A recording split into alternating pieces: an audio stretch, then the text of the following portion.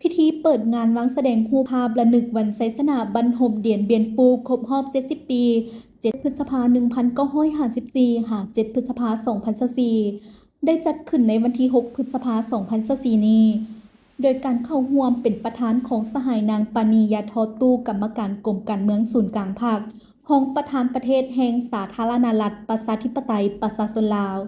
มีสหายเงียนบาฮุงเอกอัครราชทูตผู้มีอำนาจเต็มแห่งสาธารณรัฐสังคมนิยมเวียดนามประจำสปป.ลาว มีบรรดาการนำภาครัฐคณะนำกระทรวงป้องกันประเทศนายและพลทหารนายและพลตำรวจตลอดฮอดแขกที่ถึกเชิญเข้าร่วมก่อนจะเข้าสู่พิธีทางการได้รับชมการแสดงศิลปวรรณคดีจากกองศิลปากรกองทัพอย่างคึกคืนม่วนซื่นและมีความหมายอย่างลึกซึ้ง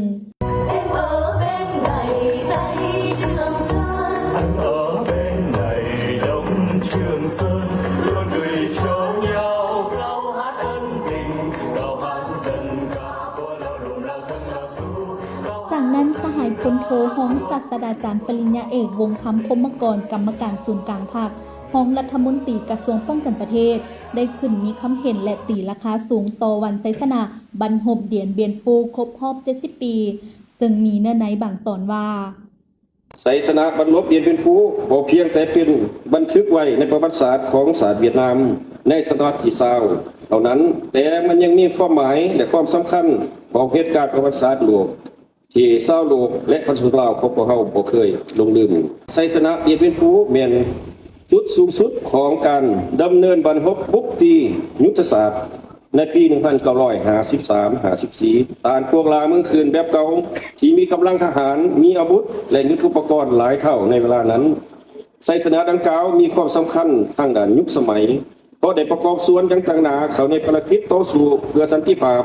และความก้าวหน้าของมวลมนุษย์อย่างแท้จริงไซสนาเอียนเวียนฟูสุดที่มีความสำคัญในความสามัคคีความสัมพันธ์สู้รบระหว่างลาวเวียดนามรวมที่ศัตรูตัวเดียวกันประสานสมทบและสวยนุนซึ่งกันและกันกลายเป็นสัญลักษณ์อันโดดเด่นนำแห่งน้ำใจมิตรภาพอันยิ่งใหญ่และความสามัคคีพิเศษระหว่างลาวและเวียดนามบนจิตใจเข้ามิตรฮักใบเดียวบ่บีบแบ่งปันกันโดยน้ำใจ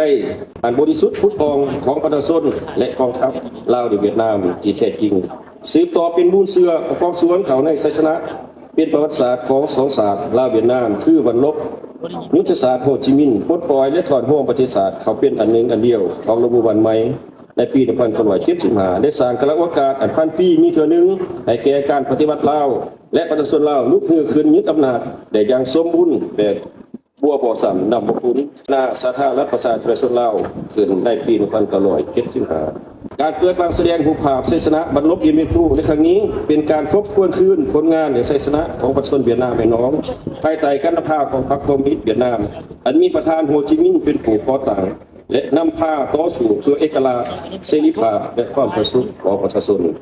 เป็นการเสริมขยายมูลเสื่อแห่งความสามัคคีพิเศษการร่วมมือหับด่านระหว่างสองศาสตร์สองกองทัพลาวเวียดนาม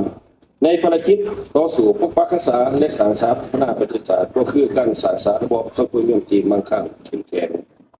จากนั้นคณะประธานก็ได้ตัดเทปผ้าเพื่อเปิดงานอย่างเป็นทางการและเยี่ยมชมบรรดารูปภาพเกี่ยวกับบรรทมเดียนเบียนฟูที่จัดขึ้นที่ได้จัดวางอยู่หอพิพิธภัณฑ์ประวัติศาสตร์กองทัพตึมอี